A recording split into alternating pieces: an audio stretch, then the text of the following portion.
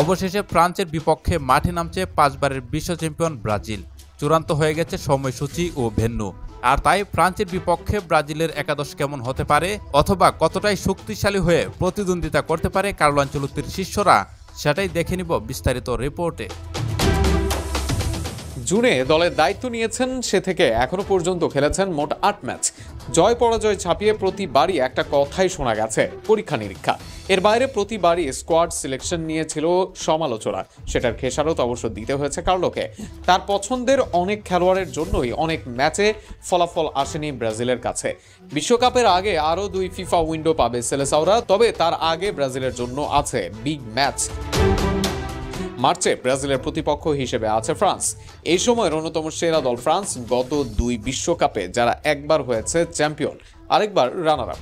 Dembélé Mbappe duo, Barcola, Tchouameni, Cherki, Saliba সহ তারকার অভাব নেই ফ্রান্স দলে। প্রশ্ন হচ্ছে, সেখানেও কি এক্সপেরিমেন্ট করবে ব্রাজিল দল, নাকি বাড়াবে দলের শক্তি?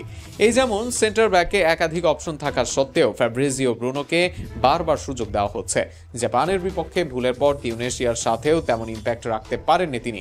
উল্টো মিলিতাও এর ইনজুরির পর ভুগেছে ব্রাজিল।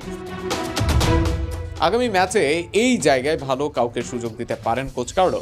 সেক্ষেত্রে দলের শক্তি বাড়াতে পারেন বেরালদো, ভিটোর রেইস বা প্রেমারের মতো সেন্টার ব্যাকরা। চাইলে মুরিলোকেও রাখতে পারেন বাজিয়ে। মাঝমাঠে শুরুর ম্যাচে 3 জন খেলালেও 4-2-3-1-এ ফিরে যান কার্লো। তাতে অধিকাংশ ম্যাচে নিয়ন্ত্রণ হারায় ব্রাজিল। এর সাথে ফ্রান্সের মাঝমাঠ শক্তিশালী। তাদের বিপক্ষে এই জায়গায় কন্ট্রোল না আনতে পারলে এমবাপ্পে, দেম্বেলেদের নিয়ে যে কোনো কিছু করতে পারবে শুয়েমিনি, চেরকিরা। আর সেখানে ব্রুনো, ক্যাসের ভালো বিকল্প দরকার। নেইমার, কৌতিনহোরা আলোচনায় তো আছেনই। এদের সাথে Andreas Pereira, Matheus Pereira, Ederson, বিদনরা দলের শক্তি তো বাড়াবেনই, ব্রাজিলের হয়ে কন্ট্রোলও আনবেন। রাফিনহা আক্রমণ ভাগে আসলে দল শক্তিশালী হবে। সাথে ভিনি ও এস্তেভাওরা আছেন। তবে নাম্বার 9-এ আর রিচার্লিসনকে চান না সেলেসাও ভক্তরা। লিওনার্দো, ইগোর, থিয়াগোদের সুযোগ দেওয়ার পক্ষে অনেকে, আবার রক, কাইও, জর্জদের আবারও সুযোগ দিতে চান অনেকে। নেইমার এসে নাম্বার 9-এর হাল ধরুন, এটাই চাওয়া অনেকের। শেষ পর্যন্ত দলের শক্তি বাড়ানোর অনেক সুযোগ থাকবে কার্লো আনচেলত্তির সামনে। বিশ্বকাপের আগে পরীক্ষা নিরীক্ষার নামে বিতর্কিত স্কোয়াড চায় না ভক্তরা।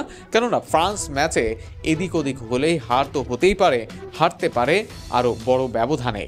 আর সেখানে মার্চে অনুষ্ঠিতব্য ম্যাচে কেমন দল করেন কার্লো, সেটাই এখন দেখার বিষয়। আগামী 28শে মার্চ অনুষ্ঠিত হবে 2 দলের মুখোমুখি লড়াই।